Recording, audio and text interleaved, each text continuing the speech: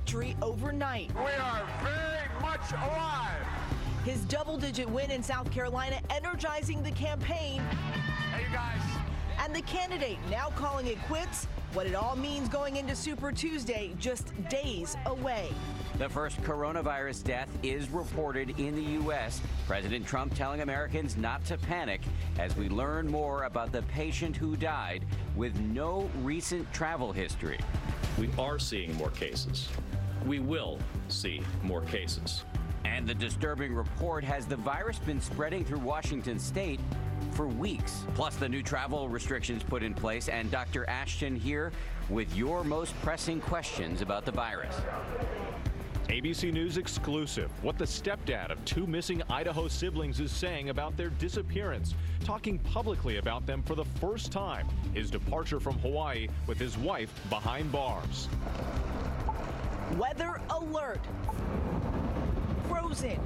Wind, waves, and frigid temperatures combine to turn houses into ice castles. Plus the new storm bringing a flash flood threat to the south.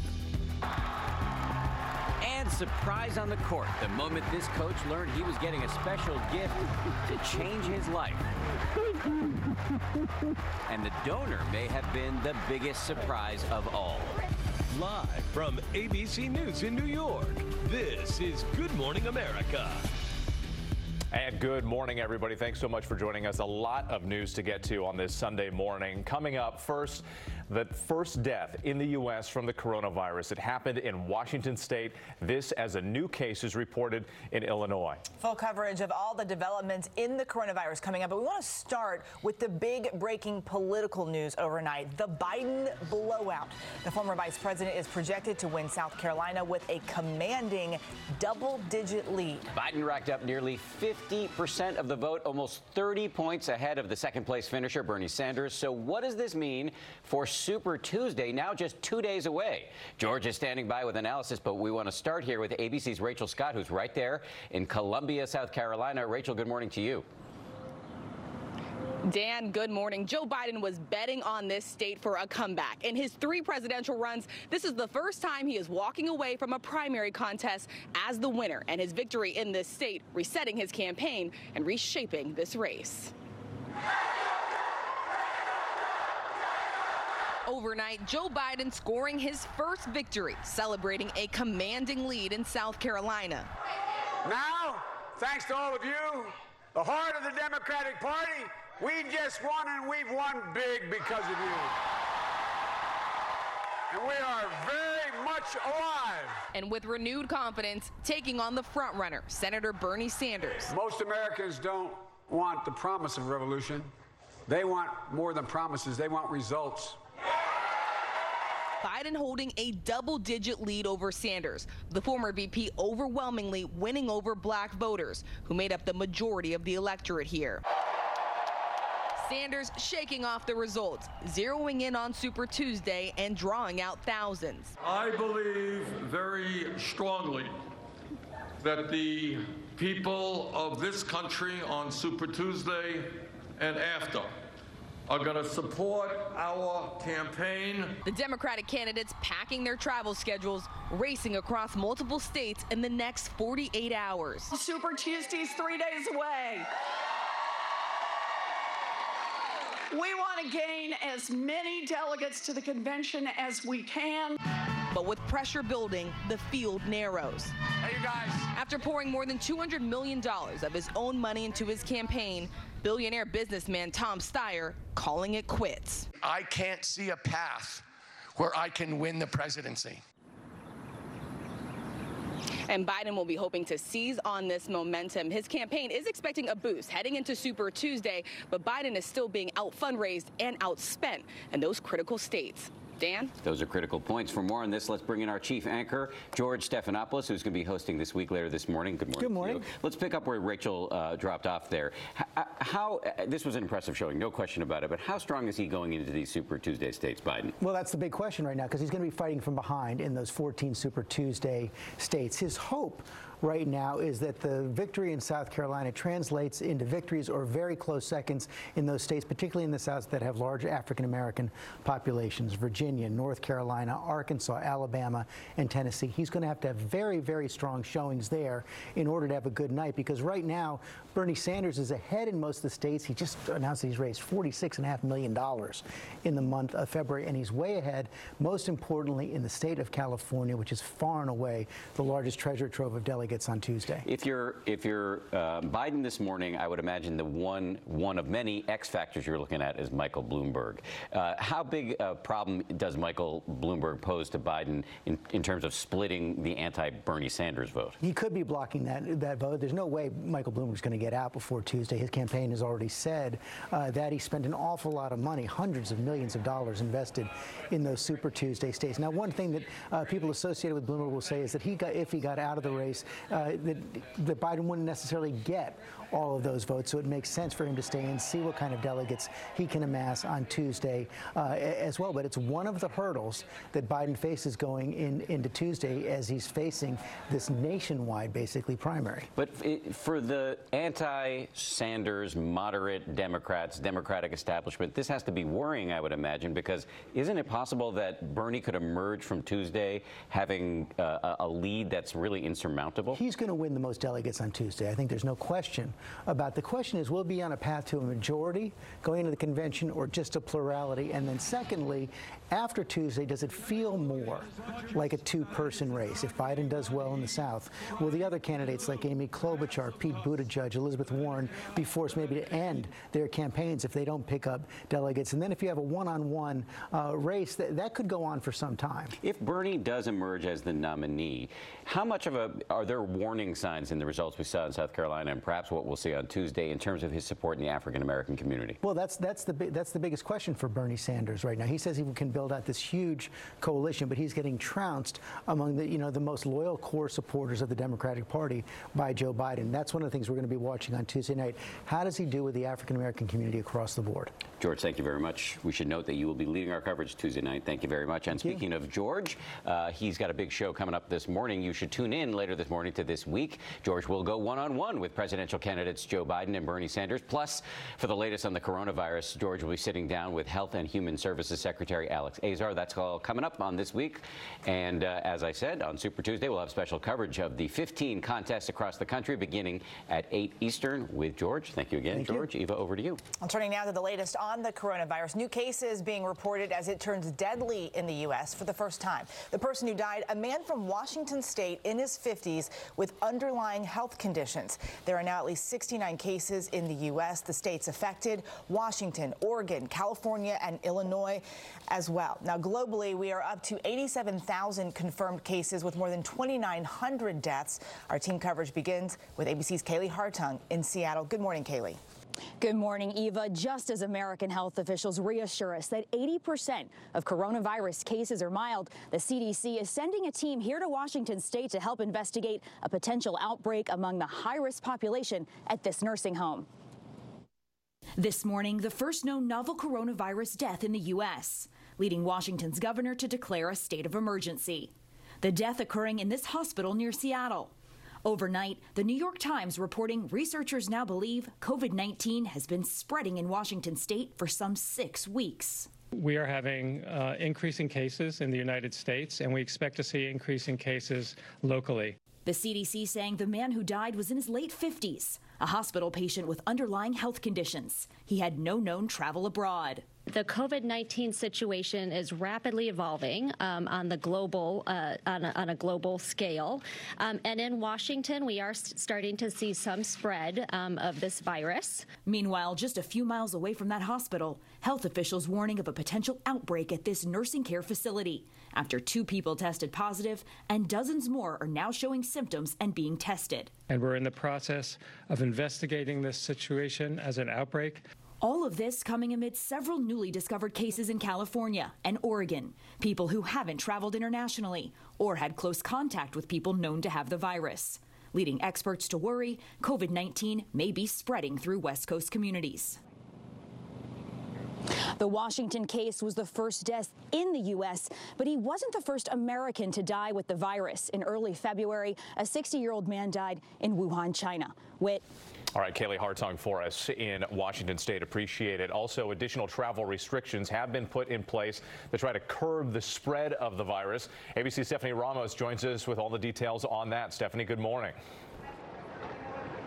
Whit, good morning. Many airlines are either suspending travel to areas impacted by the coronavirus or offering travelers waivers to change or cancel their trips. This is clearly a global problem with concern growing every day. This morning, with new coronavirus cases erupting in Italy and South Korea, and now that an American has died from the virus, the Trump administration is implementing new travel restrictions. We are urging Americans to not travel to the areas in Italy and the areas in South Korea that are most affected by the coronavirus. Both countries have hundreds of infected patients, and the State Department says they'll coordinate screenings for all passengers before they depart from either country to America. But with Iran, the administration is taking a more aggressive stance, saying Iranians or any foreign nationals in Iran for the last 14 days will not be allowed to enter the U.S. There are nearly 600 cases of the coronavirus in that country. The president at one point even considering closing the southern border because of the virus. During Saturday's press conference, the president softening his position after being questioned again. This is not a border that seems to be much of a problem right now. Airlines also responding to the outbreak. Delta reducing flights to South Korea, while Hawaiian Airlines suspending them entirely. Delta, United, and American Airlines have already suspended all flights to and from mainland China and Hong Kong.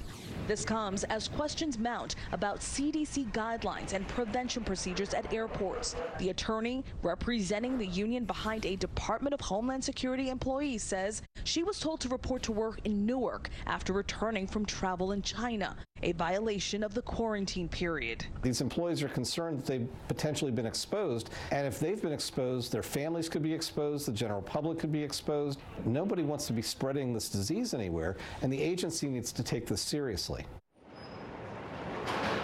Here at Newark Airport, the coronavirus is definitely top of mind. We've seen people wiping things down and wearing those face masks in hopes of adding an extra layer of protection against the virus. Dan. Stephanie Ramos in Newark, thank you. Let's turn now to the federal response to the outbreak and President Trump's efforts to reassure Americans during a White House briefing on Saturday. ABC's Kira Phillips right there at the White House covering that angle. Kira, good morning to you. Good morning to you, too, Dan. Seeking to reassure the American public, President Trump held yet another impromptu presser to a packed briefing room here, telling us that even though a new coronavirus case has claimed the first victim inside the United States, our country is prepared for any circumstance. In true Trump fashion, it was last minute and announced with a tweet. In response to the coronavirus outbreak that took the first American life, it was an all-hands-on-deck press conference to assure the nation there's no reason to panic. Flanked by his coronavirus lead, Vice President Mike Pence, and the rest of his COVID-19 task force, including U.S. Secretary of Health and Human Services Alex Azar, who made it clear there will be more cases here in the United States. We have always said, from the first moment that we have spoken about this, that we would see more cases. We are seeing more cases.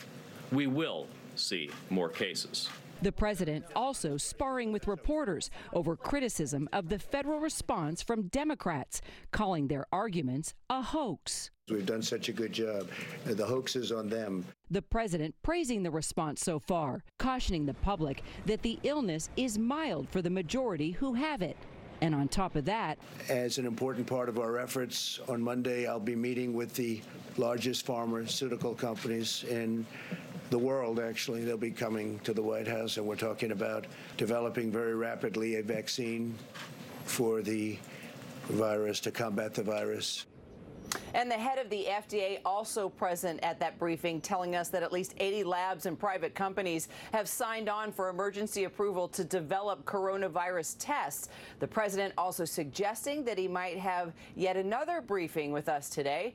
We'll see if that indeed happens. Eva? All right, Kara Phillips for us at the White House. Let's bring in our chief medical correspondent, Dr. Jen Ashton, now from Newton, Massachusetts. And Dr. Jen, I think the first thing we need to talk about this morning, just what is the significance of this first death here in the United States? Well, Eva, I think it's important to remember that even though we hear and we need to remember that it is true over 80% of cases of coronavirus appear to be mild, that doesn't mean the risk of death is zero. Those things are not contradictory to each other. So obviously, condolences to that patient's family. It is scary. We need to acknowledge that and not minimize the emotional and psychological impact that this can have on the public. And also, it's a reminder that when we say mild, that means that the risk to you or to an individual can be low, but the impact on a population level can be much more significant. And that's, I think, what this is an example of. So what can we expect here as this outbreak continues? Well, I think that what we're going to start to see when you look at the steps of an outbreak, you know, the first step is try to contain or stop it. When it becomes pretty obvious that that's not possible, then the step becomes trying to slow its spread. That's what we're starting to see now. And then that's really part of this mitigation phase, which is routines will be impacted. Some of them may be disrupted, and we're trying to minimize that impact. I think the other thing we're going to see is how people returning from travel internationally will be educated, will be screened, and then we're going to start to see on a local level instructions to people about what steps they should take if they suspect they may be sick. It is not rush into the emergency room unless you are having literally difficulty breathing. You want to call a healthcare provider, call the hospital emergency room, or call your local health department. They can give you the steps on what to do next. All right, good information for us this morning. Thank you, Dr. Ashton. And we will come back to her in the next half hour to answer some of our viewers' questions about coronavirus as well. And our viewers have been giving us some great questions as well, so we'll look forward to that. In the meantime, we do want to transition to weather. Our friend Rob Marciano here. It's been somewhat of a mild winter in New York, but not everybody's getting the free pass. What are you laughing at? It just starts with a "What's up?" I love it. I like it that you guys are twinning. Look at the purple ties here. He was jealous after last weekend and the thing we had going on. So George is wearing purple too. I will not be ignored. I'm not wearing purple. We both have green on. See, twinning, we're twinning. Impressive video. I want to show you. This is cool stuff. Unfortunately, if you live in these houses, it's cold and miserable. This is what happened in Hamburg, New York, with all that lake effect snow and winds ripping off the lake at about 50 miles an hour, waves crashing onto the shore and spraying these homes with lake water, freezing them and entombing them in ice. I mean, this is spectacular. It almost looks like gingerbread houses or ice castles. It will thaw here in the next day or two, but that is a sight to behold for sure. All right, we've got weather warnings out for the west. This is an impressive system that's now dropping into Southern California. Windy today and low snow levels. Might even hear a clap of thunder across Southern California as this thing gets through the Intermountain West. Strong winds with it and some snows into the Rockies. And then tomorrow looking for rain across the Tennessee Valley. That's kind of the leading edge of this front that's going to stall. Another batch of rain coming Tuesday. Severe weather as well, potentially Texas and through parts of Louisiana. And this is the bad news here. 3 to 6 inches of rainfall across an area that does not need any more of it. It's time now for a look at your local forecast. Well, hello and good morning, Washington. Back near 50 degrees today, a lot of sunshine, nice end of the weekend. Looking to the week ahead, back into the 60s Monday through Wednesday. Do that chance for a couple of showers after sunset Monday. Better possibility for Tuesday. Remember that if you're headed out to the polls, keep the Stormwatch 7 app handy. Definitely going to need it on that day. Dry on Wednesday, still mild. Cooling back down in the 50s Thursday and Friday. See temperatures back in the upper 40s for the start of next weekend. Talk more about the big warm-up. Janae throwing down the gauntlet with the floral number here. Yeah, I was going to say, who said that was purple? No, I got the purple. You who's It's the two of us. Purple. Oh, and I don't match anyone. But you know. But you look. But I'm bringing spring. Yes, and this for the today. meteorological beginning of spring. Just today. Yeah, I've been paying attention. The one person at the table here. Never ceases to impress me. Thank you. Well, moving on now. Breaking overnight, more than 100 firefighters have been battling a massive fire in the Bayview area of San Francisco. The wind and live wires on the ground fueling those flames. The fire department saying the building, which they think was a storage facility, has collapsed. There are no reports of any injuries. It's unknown at this time what started that fire. To sports now, more speculation about whether or not Tom Brady will remain a New England Patriot. An awkward moment last night as Patriots teammates Julian